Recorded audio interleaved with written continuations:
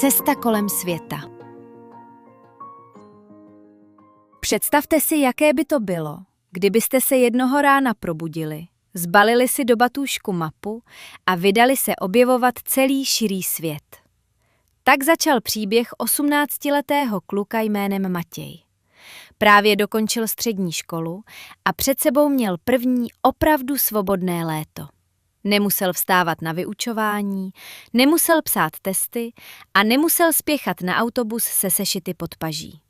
Místo toho seděl u kuchyňského stolu, před sebou rozloženou mapu, vedle ní mobil, zápisník a hrnek čaje. Už několik měsíců si pohrával s myšlenkou, že by se mohl vydat na větší cestu. Ne na výlet na jeden den, ne na víkend. Opravdu na cestu, při které uvidí kus světa. Nebyl snílek, který by bez přípravy vyrazil z domu a doufal, že všechno nějak dopadne. Matěj byl rozumný. Měl rád dobrodružství, ale ještě raději měl plán. A tak si vytvořil seznam. Pas, peníze, platební karta, letenky, pojištění, oblečení, nabíječka, kartáček na zuby, lehká bunda, malý batoh na výlety, zápisník, do kterého si chtěl zapisovat všechno, co zažije. Rozhodl se, že jeho cesta povede přes 3 různá místa. Nejprve poletí do Itálie, kde si chtěl projít staré ulice, ochutnat jídlo a poprvé cestovat úplně sám letadlem. Potom zamíří do Egypta, kde chtěl na vlastní oči vidět poušť a pyramidy. Nakonec se přesune do Japonska, aby poznal velké město, rychlé vlaky a úplně jiný způsob života, než na jaký byl zvyklý doma. Když svůj plán ukázal rodičům, chvíli bylo ticho. Maminka se nejdřív podívala na mapu, potom na něj a nakonec se usmála. Tatínek si sedl vedle něj a začal se ptát na podrobnosti. Kde bude spát, jak se bude přesouvat, jestli má všechny doklady. Matěj odpověděl na všechno tak pečlivě, že po chvíli oba uznali, že to má promyšlené lépe, než čekali. Tak dobře, řekl tatínek. Když budeš opatrný a budeš se ozývat, jeď. Matěj se rozářil. Nejspíš to byl okamžik, kdy mu došlo, že jeho cesta bude skutečná. Večer si sedl na postel a znovu otevřel zápisník. Na první stránku napsal velkým písmem: Cesta kolem světa, kapitola 1 začne na letišti. Den odletu přišel rychle. Matěj skoro nespal. Ne proto, že by měl strach, ale proto, že byl plný očekávání. Vstával ještě za šera. Dům byl tichý a venku bylo chladné ráno. V kuchyni už svítila malá lampička a maminka mu připravila snídani. Jedl pomalu, i když měl žaludek stažený nervozitou. Každou chvíli kontroloval, jestli má pas, mobil a letenku v telefonu. Na letiště ho odvezli rodiče autem. Cesta byla krátká, ale Matěj měl pocit, že trvá mnohem déle. Když zastavili u odletové haly, najednou kolem něj bylo plno lidí, kufrů, hlasů a pohybu. Někdo se loučil, někdo spěchal, někdo hledal správnou přepážku. Matěj si upravil batoh na ramenou a chvíli jen stál a díval se. Pak se nadechl a vykročil. Odbavení zvládl lépe, než čekal. Kufr neměl, jen velký batoh, takže šel rovnou ke kontrole. Sundal si bundu, vyndal z kapsy mobil, prošel rámem a za chvíli byl v prostoru, kde už čekali cestující na svůj let. Sedl si k oknu a sledoval letadla na ploše. Jedno právě přistávalo, jiné se pomalu rozjíždělo. Vypadalo to klidně, skoro jednoduše. Ale Matěj věděl, že zatím je spousta práce lidí, které ani nevidí. Když se na tabuli rozsvítila informace o nástupu, srdce mu poskočilo. Postavil se do řady a za chvíli už stál v úzké uličce letadla. Našel své místo u okénka, batoh si dal pod sedadlo a připoutal se. Kolem něj se usazovali další lidé. Nějaká paní si četla knihu. 2 muži vedle sebe tiše mluvili. Malý chlapec přes uličku nadšeně koukal ven a ptal se své maminky na všechno, co viděl. Matěj se usmál. Přesně tak se cítil i on, jen se snažil tvářit dospěleji. Letadlo se dalo do pohybu. Nejdřív pomalu, potom rychleji. Když se odlepilo od země, Matějovi se na okamžik sevřelo břicho, ale hned potom přišel zvláštní pocit lehkosti. Město pod ním se zmenšovalo. Silnice vypadaly jako tenké čáry a domy jako malé kostky. Mraky, které ze země působily vzdáleně, byly najednou blízko. Během letu vytáhl zápisník a napsal: První let. Sedím u okna. Všechno vypadá menší, než jsem si myslel. Když letadlo po 2 hodinách přistálo v Římě, Matěj měl pocit, že opravdu vstoupil do nového světa. Už na letišti slyšel rychlou italštinu, kterou znal zatím jen z filmů a krátkých videí. Všude byly cedule v jiném jazyce, jiná jména obchodů, jiný rytmus lidí kolem něj. Pomocí mapy v telefonu našel vlak do centra města. Když vystoupil na hlavním nádraží, ovanul ho teplý vzduch a ruch velkoměsta. Auta projížděla ulicemi, skútry se proplétaly mezi nimi a lidé mluvili hlasitě a s velkými gesty. Matěj si připadal trochu ztracený, ale zároveň spokojený. Přesně tohle chtěl zažít. Měl rezervovaný malý pokoj v penzionu nedaleko centra. Nebylo to nic luxusního, ale bylo tam čisto, postel, stůl a malé okno do klidné ulice. Položil batoh na zem, opláchl si obličej a bez dlouhého odpočinku vyrazil ven. Ten den ušel spoustu kilometrů. Prošel úzkými ulicemi, které se střídaly s velkými náměstími. Viděl staré budovy, fontány, kostely a dlouhé řady turistů. Koupil si první pravou italskou pizzu, sedl si s ní na lavičku a pozoroval lidi kolem sebe. Nikdo si ho nevšímal. Byl jen jedním z mnoha cestovatelů, kteří přišli poznat město. A tomu vlastně vyhovovalo. Druhý den si přivstal a šel brzy ráno k nejznámějším místům, aby tam bylo méně lidí. Slunce teprve stoupalo a město bylo klidnější než odpoledne. U jedné fontány potkal staršího pána, který prodával pohlednice. Když zjistil, že je Matěj z Česka, začal mu pomalu vysvětlovat, kam se vyplatí zajít a kterým ulicím je lepší se vyhnout, pokud nechce zbytečně platit drahé jídlo.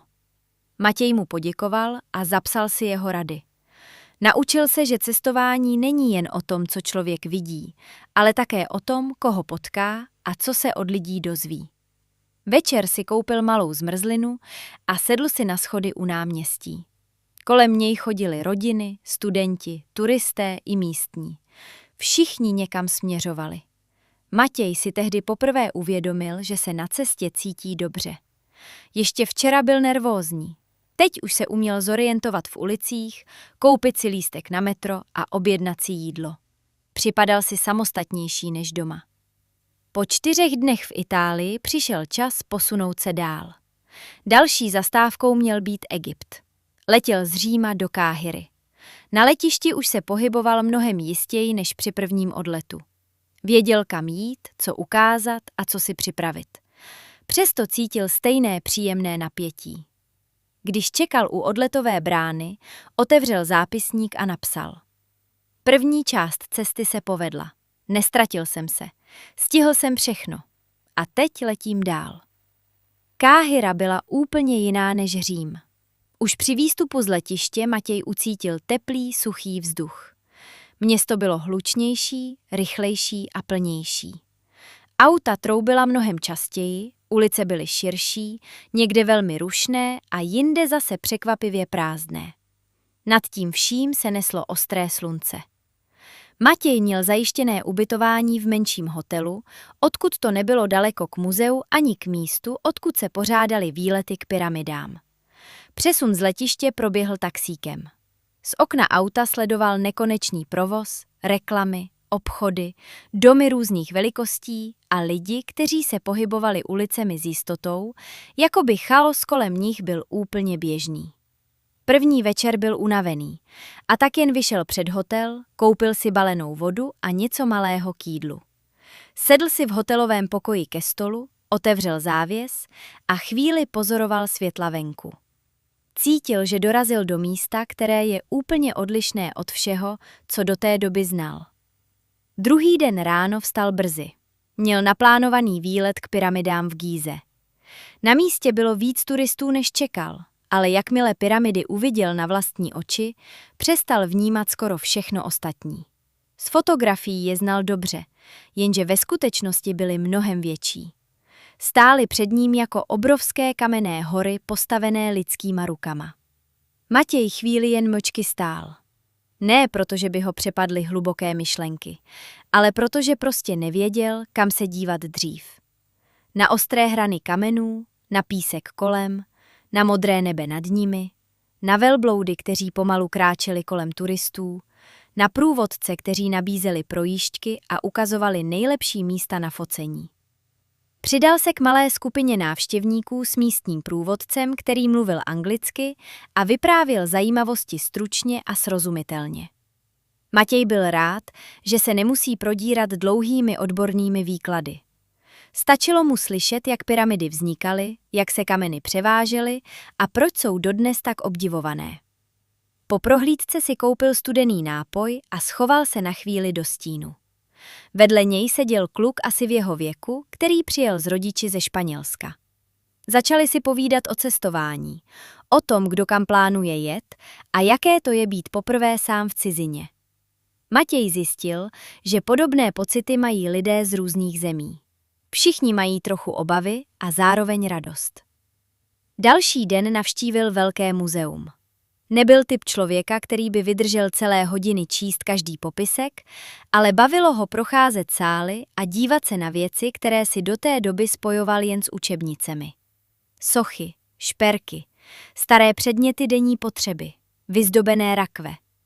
Představa, že některé z nich jsou staré tisíce let, mu připadala neuvěřitelná. Po muzeu se šel projít po nábřeží Nilu. Řeka plynula klidněji než město kolem ní. Lodě se pohybovaly po vodě, lidé seděli na lavičkách a povídali si. Několik dětí si hrálo míčem. Matěj si koupil malé balení datlí a ochutnal je poprvé v životě. Byly mnohem sladší, než čekal. Jedno odpoledne se vydal i kousek za město, kde poušť začínala opravdu připomínat nekonečný prostor. Písek se táhl do dálky a vítr na něm kreslil jemné vlnky. Matěj si uvědomil, jak moc se prostředí mění, když člověk překročí jen několik hranic. Doma znal lesy, pole, silnice a města. Tady kolem něj byl písek a slunce a svět vypadal úplně jinak. Zároveň se naučil být opatrnější. Vždycky měl u sebe vodu. Kontroloval si trasu. Nechodil sám pozdě večer do neznámých ulic. Dávala mu smysl pravidla, která mu rodiče připomínali před cestou. Cestování nebylo jen o hezkých místech. Bylo i o zodpovědnosti. Po 5 dnech v Egyptě měl batoh znovu zbalený. Tentokrát ho čekala nejdelší část celé cesty. Let do Japonska. Byl to přesun, na který se těšil nejvíc. Když seděl na letišti a čekal na nástup, znovu si prošel svůj seznam. Doklady měl, mobil nabitý, adresu hotelu uloženou, peníze v pořádku. Usmál se. Ještě před týdnem pro něj bylo nástupní číslo letu stresující. Teď už to byla běžná součást dne. Do zápisníku si napsal. Řím byl krásný. Káhira byla rušná a horká. A teď mě čeká Tokio. Pak zavřel sešit, zvedl batoh a vydal se k letadlu. Let do Tokia byl dlouhý. Matěj několikrát usnul, pak se probudil, díval se na mapu letu na obrazovce před sebou a sledoval, kolik kilometrů ještě zbývá. Když konečně přistál, byl unavený, ale zvědavost byla silnější. Na letišti v Japonsku ho překvapil klid. Všechno působilo organizovaně. Lidé nikam netlačili, cedule byly jasné, vlaky jezdily přesně. Matěj měl pocit, že se ocitl v místě, kde všechno funguje podle pečlivě nastaveného řádu. Cesta z letiště do Tokia byla sama o sobě zážitkem. Nastoupil do vlaku, který byl čistý, tichý a přesný na minutu. Z okna sledoval, jak se krajina mění v nekonečné město. Domy, silnice, mosty, další koleje, světelné reklamy, ale i menší ulice a parky. Tokio bylo obrovské, ale nepůsobilo chaoticky, spíš jako velmi složitý stroj, ve kterém všechno do sebe zapadá. Hotelový pokoj byl menší, než na co byl zvyklý z předchozích míst, ale měl všechno potřebné. Postel, malou koupelnu, stolek a výhled na rušnou ulici. Matěj odložil batoh, opláchl si obličej a šel ven. Už první procházka byla zvláštní. Všude svítila světla obchodů, automatů a nápisů. Některým nerozuměl vůbec, jiným částečně. Lidé chodili svižně, ale ne nespokojeně. Nikdo nekřičel, nikdo se nehádal. A přesto se město hýbalo obrovskou rychlostí. Matěj si koupil jednoduchou večeři v malém obchodě. Byl rád, že u mnoha věcí byly obrázky.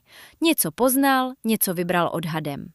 Sedl si v parku a jedl, zatímco kolem něj procházeli lidé z práce, studenti i turisté.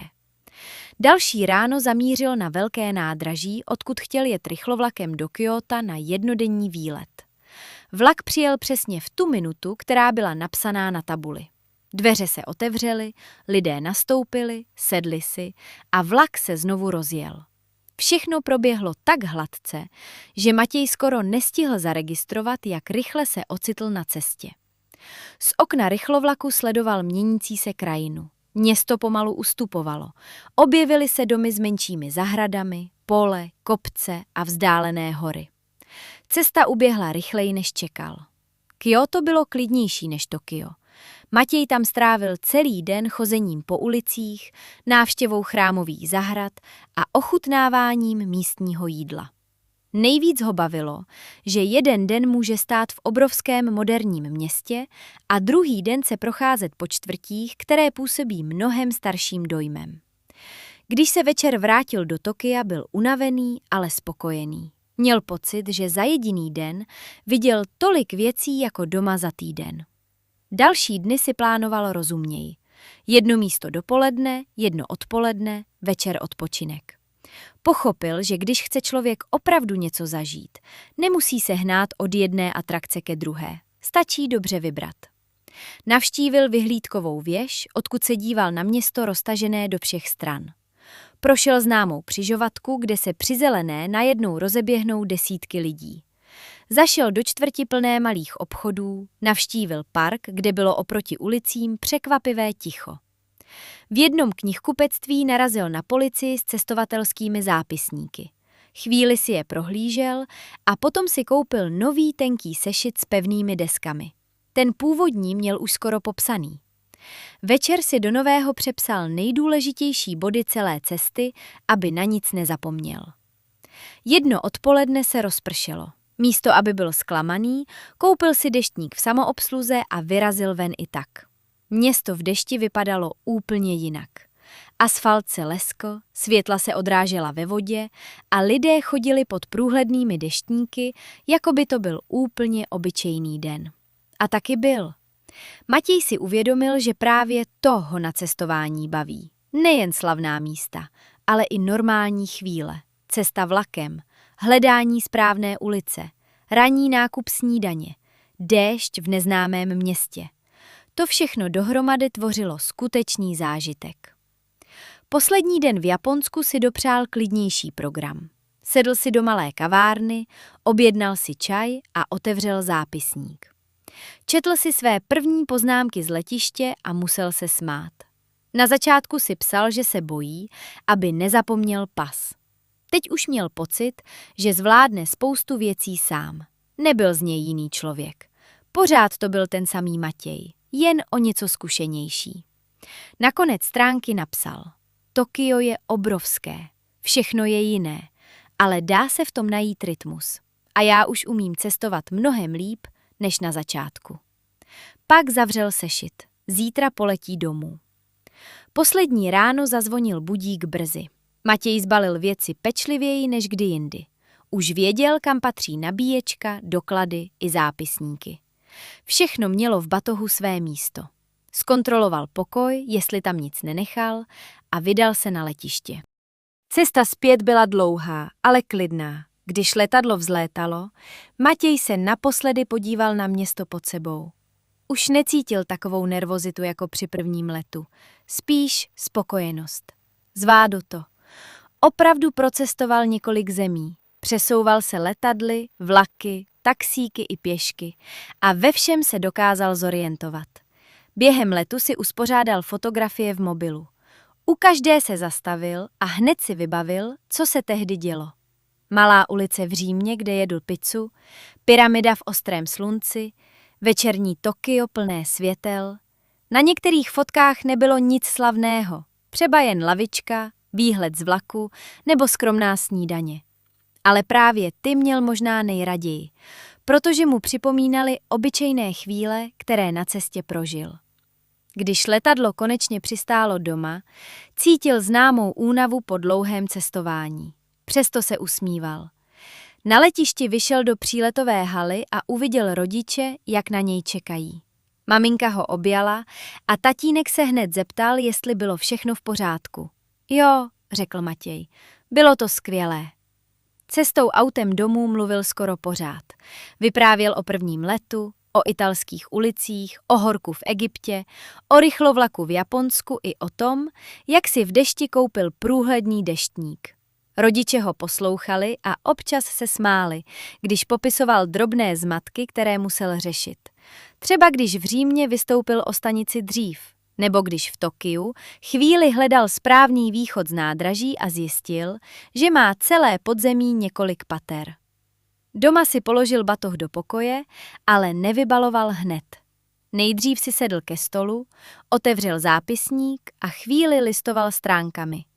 Každá byla plná krátkých poznámek, žádné dlouhé úvahy, jen to, co viděl, kam šel, co chutnalo dobře a co si má pamatovat příště.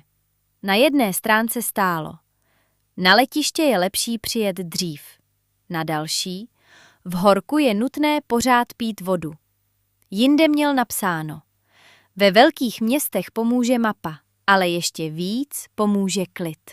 A také: když se člověk slušně zeptá, většinou mu někdo poradí. Odpoledne si konečně vybalil. Věci dal do pračky, suvenýry na stůl a pohlednice vedle lampičky. Z Itálie přivezl malý magnet, z Egypta záložku s obrázkem pyramid, z Japonska tenký sešit a drobný přívěsek na klíče. Večer si lehl na postel a chvíli jen odpočíval. Jeho skříň. Po tolika dnech v různých pokojích a městech to byl příjemný pocit. Další dny ubíhaly klidněji.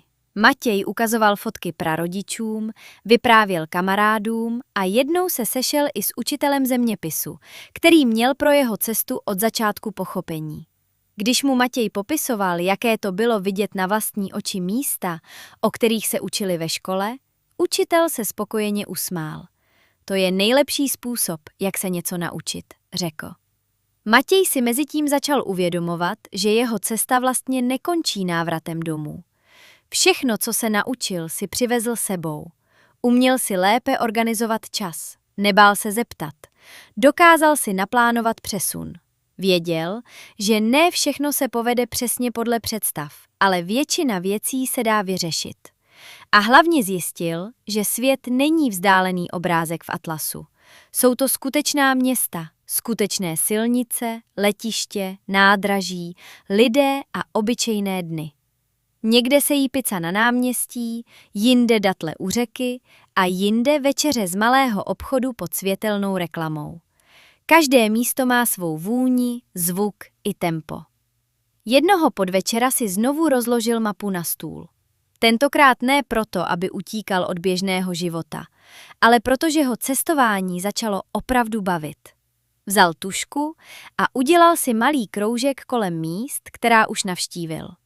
Pak chvíli přemýšlel a o kus dál udělal další značku. A pak ještě jednu. Maminka šla kolem a podívala se mu přes rameno. Ty už zase něco plánuješ? Zeptala se pobaveně. Matěj se usmál.